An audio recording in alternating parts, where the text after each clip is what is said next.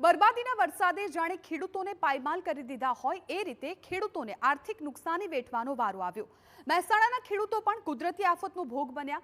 ત્યારે કમોસમી વરસાદથી ખેડૂતોને થયેલા નુકસાનીનું સર્વે કરવા માટે ખુદ ધારાસભ્ય મુકેશ પટેલ ટ્રેક્ટરમાં બેસીને ખેતરોમાં પહોંચ્યા હતા અને ખેડૂતોને સાથે રાખીને પાક નુકસાનીનું નિરીક્ષણ કર્યું હતું।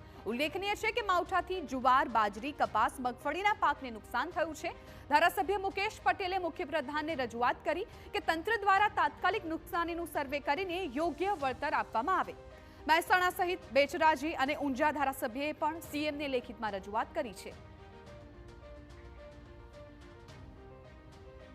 કમોસમી વરસાદના કારણે થયેલા નુકસાનનો રાહત ખેડૂતોને મળી રહે એ માટેનો મેં પત્ર માનનીય શ્રી મુખ્યમંત્રી ભૂપેન્દ્રભાઈ પટેલને લખેલો છે। સાથે સાથે અહીંના ખેતીવાડી અધિકારી માનનીય શ્રી શૈલેષભાઈને પણ આજે એમની સાથે વાતચીત કરતા એમણે પણ દરેક ગામની અંદર સર્વે થાય અને સર્વેની અંદર જે પણ ખેડૂતોને નુકસાન થયું છે એ નુકસાનનું રિપોર્ટિંગ જલ્દીમાં જલ્દી થાય એવી સૂચના પણ મેં આજે આપી છે।